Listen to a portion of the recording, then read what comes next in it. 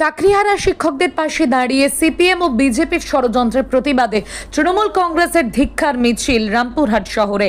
আজ শুক্রবার বিকেল 4:30 নাগাদ বীরভূম জেলা তৃণমূল যুব কংগ্রেসের ডাকে রামপুরহাট শহরে তৃণমূল কংগ্রেসের কার্যালয়ের সামনে জমায়েত হন তারা। এরপর সেখান থেকে তাদের ধিক্কার মিছিলটি শুরু হয়।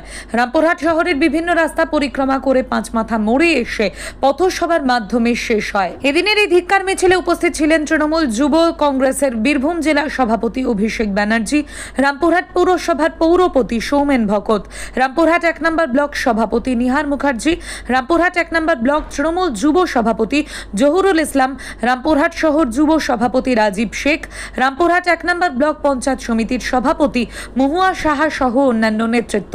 এদিন এই ধিক্কার মিছিল বীরভূম জেলার প্রতিটি ব্লকে ব্লকে অনুষ্ঠিত হয়।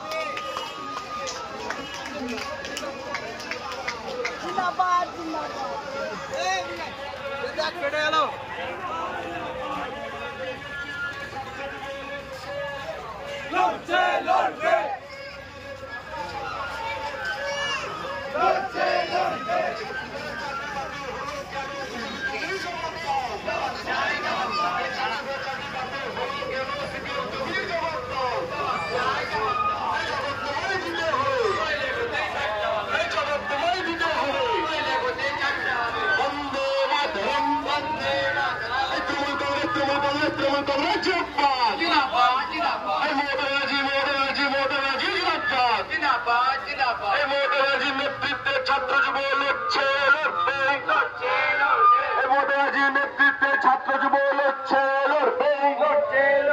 26 চাকরি বাতিল হলো কেন? বিজেপি তুমি জবাব দাও। 26 চাকরি বাতিল হলো কেন? সিপিএম তুমি জবাব দাও। এই জবাব তোমায় দিতে হবে।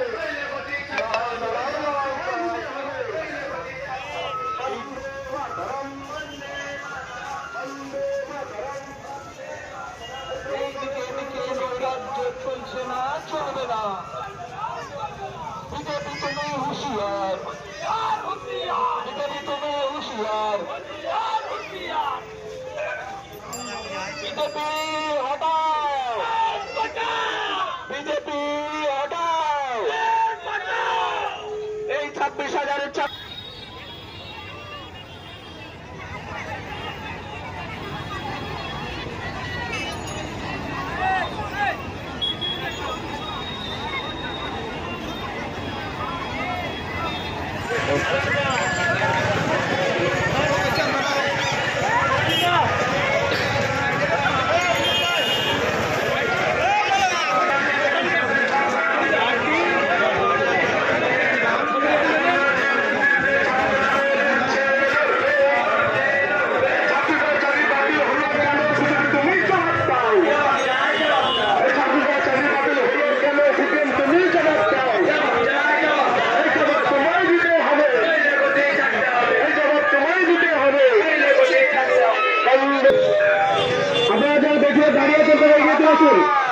এগিয়ে চলেছেন।